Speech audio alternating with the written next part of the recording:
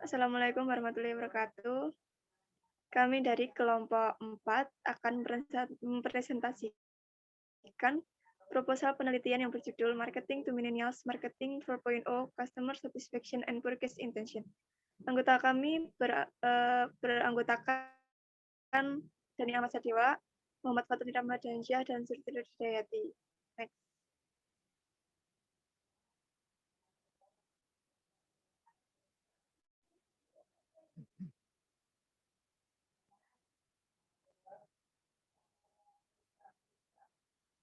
Yang pertama adalah latar belakang. Penelitian ini penting dan tepat waktu karena meningkatkan ilmu pengetahuan dan praktisi pemahaman tentang pengalaman konsumen dalam ekonomi digital dan berkontribusi pada literatur yang ada dengan berbagai cara. Yang pertama, studi ini mengeksplorasi pemasaran kehidupan nyata dalam ekonomi digital dan menyediakan portal keefektifan pemasaran di dunia digital. Yang kedua, studi ini melanjutkan eksplorasi tentang bauran pemasaran yang tepat untuk menjangkau segmen pelanggan baru. Next.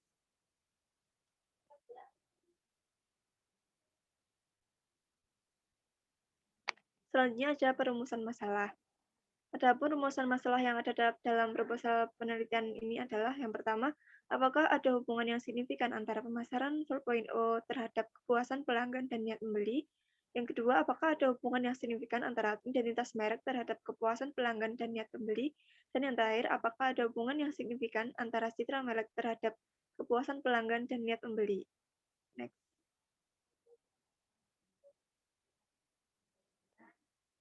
Tujuan penelitian yang pertama untuk mengetahui pengaruh pemasaran 4.0 terhadap kepuasan pelanggan dan niat membeli. Lalu yang kedua, untuk mengetahui pengaruh identitas merek terhadap kepuasan pelanggan dan niat membeli. Lalu yang ketiga, untuk mengetahui pengaruh citra merek terhadap kepuasan pelanggan dan niat membeli.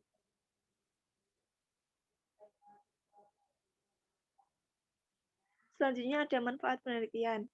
Manfaat bagi peneliti yaitu menambah wawasan serta dapat digunakan sebagai pedoman dalam praktik pemasaran di masa yang akan datang. Lalu yang bagi universitas, hasil penelitian ini nantinya dapat digunakan sebagai referensi akademis bagi penelitian-penelitian selanjutnya. Lalu manfaat bagi masyarakat dapat dijadikan informasi dan pembelajaran dalam menjalankan bisnis. Next.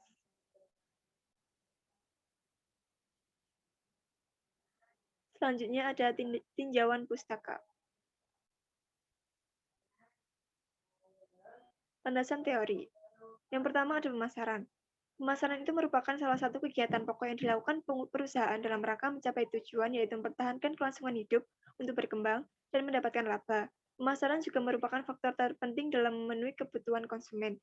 Untuk itu, kegiatan pemasaran harus dapat memberikan kepuasan konsumen jika perusahaan tersebut menginginkan usahanya tetap berjalan atau menginginkan konsumen mempunyai pandangan yang baik terhadap perusahaan. Lalu pengertian pemasaran menurut Kotler adalah proses sosial dan manajerial di mana individu dan kelompok mendapatkan kebutuhan dan keinginan mereka dengan menciptakan, menawarkan, dan menukarkan produk yang bernilai satu sama lain.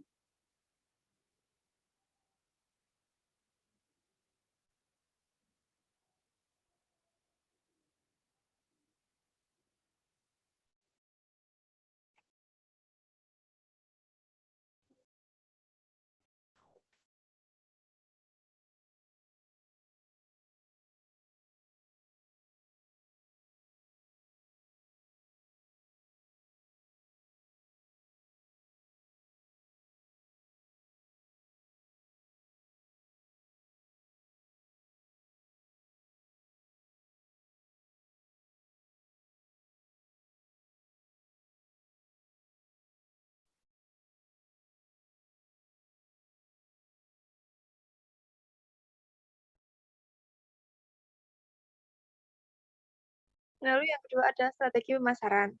Strategi pemasaran merupakan strategi untuk melayani pasar atau segmen pasar yang dijadikan target oleh perusahaan. Definisi strategi pemasaran adalah strategi pemasaran adalah logika pemasaran yang digunakan oleh perusahaan dengan harapan agar unit bisnis dapat mencapai tujuan perusahaan. Menurut Rodiosnu, strategi pemasaran didasarkan atas 5 konsep strategi, yaitu segmentasi pasar, targeting, next,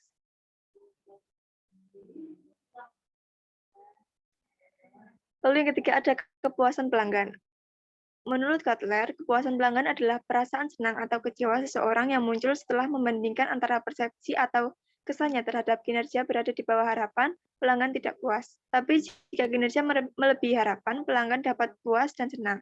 Jika kinerja yang dia rasakan di bawah harapan, pelanggan tersebut akan merasa dikecewakan. Jika kinerja memenuhi harapan pelanggan, pelanggan akan merasa puas. Sedangkan jika kinerja melebihi harapan, maka pelanggan akan merasa sangat puas. Next.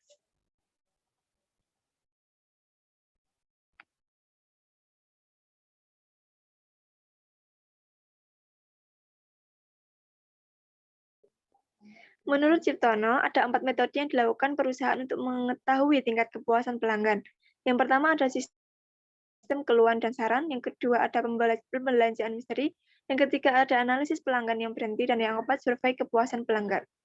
Next. Ya, selanjutnya adalah dasar hipotesis.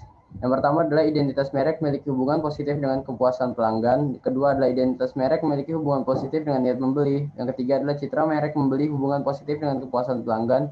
Yang keempat adalah citra merek memiliki hubungan positif dengan niat membeli. Dan yang kelima adalah integritas merek memiliki hubungan positif dengan kepuasan pelanggan. Selanjutnya adalah integritas merek memiliki hubungan positif dengan niat membeli. Yang ketujuh adalah interaksi merek memiliki hubungan positif dengan kepuasan pelanggan. Dan yang ke-8, interaksi merek memiliki hubungan positif dengan niat membeli. Dan yang terakhir adalah kepuasan pelanggan memiliki hubungan positif dengan niat membeli. Selanjutnya adalah kerangka pemikiran. Yang pertama-tama adalah kepuasan pelanggan atau the X meliputi harga, kualitas layanan, emosional faktor, kemudahan yang mempengaruhi kepercayaan pelanggan. Y. Ya, yang dalamnya terdapat kemampuan, kebaikan hati, dan juga ikatan struktural. Dan itu kedua hal X, Y, dan Y mempengaruhi Z, yaitu referensi pelanggan. Yang terkandung dalamnya manfaat keuangan, manfaat sosial, dan ikatan struktural. Selanjutnya adalah metode penelitian. Jadi, penulis mengumpulkan respon survei dalam jumlah besar untuk target demografis. Kami dan mampu menghasilkan rasio respon yang sangat sangat baik. Oleh karena itu, studi ini memberikan wawasan berharga tentang marketing 4.0 dan aplikasinya di wilayah ibu kota nasional India Utara yang padat penduduknya. Selanjutnya, survei membutuhkan data yang dilaporkan sendiri dalam jumlah yang signifikan. Penulis menggunakan beberapa item kode terbalik untuk memvalidasi kelengkapan dan konsistensi. Lebih lanjut, penelitian menyajikan 9 hipotesis, tetapi hanya menemukan dukungan untuk 5 hipotesis tersebut, dan beberapa dari temuan tersebut berlawanan dengan intuisi. Selanjutnya adalah pengukuran variabel. Nah, metode pengukuran variabel pada kuesioner menggunakan Likert scale, yaitu menurut Sakaran dan Bogi 2013. Likert scale merupakan skala yang dirancang untuk menilai seberapa besar sikap setuju responden terhadap sebuah pernyataan. Pengukuran menggunakan skala Likert 7 point yang diukur dari sangat tidak setuju sebagai poin pertama hingga sangat setuju sebagai poin ke-7.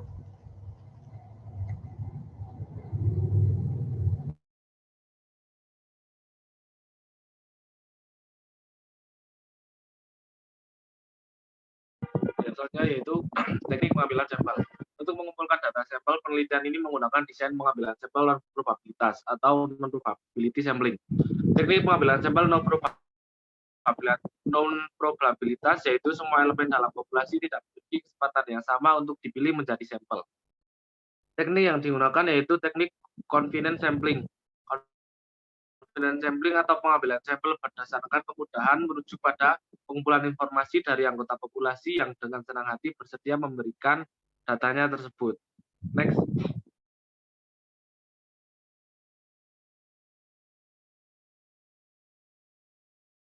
Lalu yang berikutnya yaitu teknik pengumpulan data.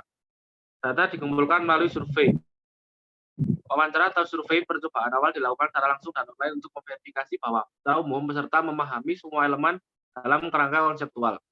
Selain itu, uji coba awal kami juga menunjukkan bahwa responden secara umum cukup berpengalaman dengan semua item yang diterapkan dalam penelitian ini. Survei yang disetujui dan diverifikasi dilakukan secara online. Kami menerima tingkat respons yang sangat baik, yaitu sekitar 63% dari batasan survei yang digunakan. Next.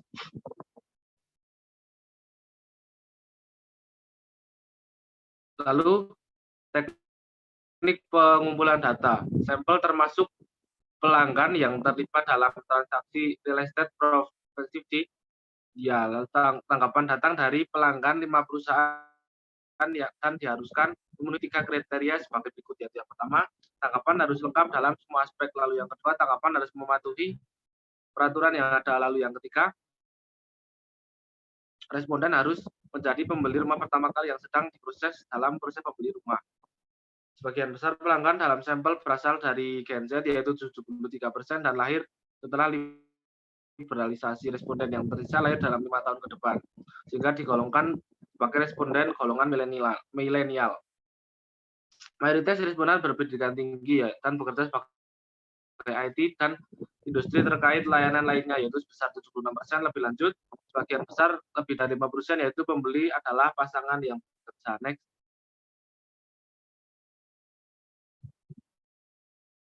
Lalu berikutnya yaitu teknik analisis data. Setelah pengumpulan data, tanggapan dianalisis dan diperiksa normalitas, reliabilitas, dan validitas untuk memastikan kesesuaiannya sebelum melakukan analisis data dan menentukan hasil. Kecondongan dan kurtosis diperiksa dan masih dalam batas. Penulisan juga melakukan analisis faktor dan menilai converge alpas untuk validitas konten dan konstruksi serta reliabilitas. Pemasaran 4.0 memiliki 4 dimensi. CS memiliki 3 item, BI memiliki 4 item, dan faktor-faktor ini dijelaskan 77% dari total varian.